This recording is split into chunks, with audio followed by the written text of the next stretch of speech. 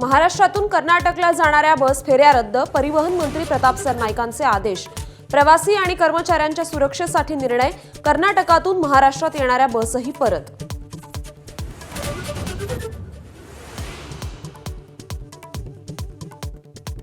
नैतिकता भाजप सरकारच्या आसपासही फिरकत नसल्याचा संजय राऊतांचा टोला।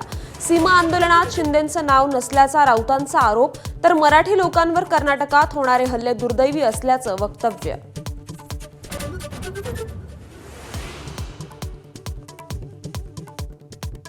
अर्थसंकल्पीय अधिवेशनाच्या पार्श्वभूमीवर आज विधिमंडळ कामकाज सल्लागार समितीची बैठक। विधान भवनात सकाळी 11 वाजता होणाऱ्या बैठकीत ठरणार अधिवेशनाच्या कामकाजाची रूपरेषा।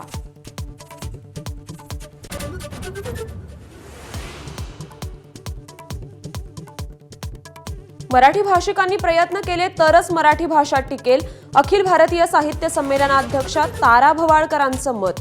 एबीपी माझाला एक्सक्लुझिव्ह मुलाखत, आज संमेलनाचा समारोप।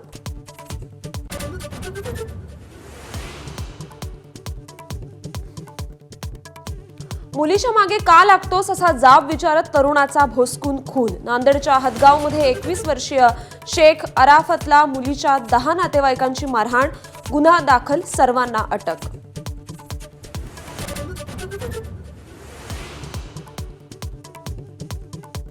महाकुंभमेळ्याचा आज शेवटचा रविवार, प्रयागराजमध्ये भक्तांची अलोट गर्दी।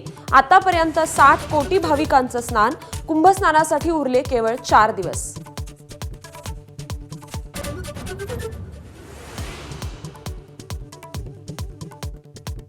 तेलंगणात बांधकाम सुरू असलेल्या बोगद्यात भूस्खलन, 8 मजूर बोगद्यात अडकले।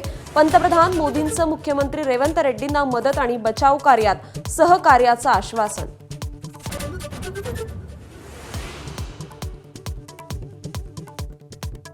$2000 काय, केंद्रानं 10,000 कोटी दिले तरी राष्ट्रीय शैक्षणिक धोरण स्वीकारणार नाही, तामिळनाडूचे मुख्यमंत्री एम.के. स्टॅलिन यांचा निर्धार।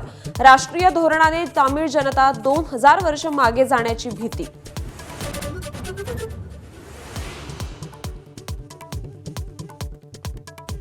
दुबईत आज सुपर संडेचा सुपरहिट मुकाबला, चॅम्पियन्स ट्रॉफीत रोहितची टीम इंडिया रिझवानच्या पाकिस्तानशी भिडणार। क्रिकेट प्रेमींची उत्सुकता शिगेला।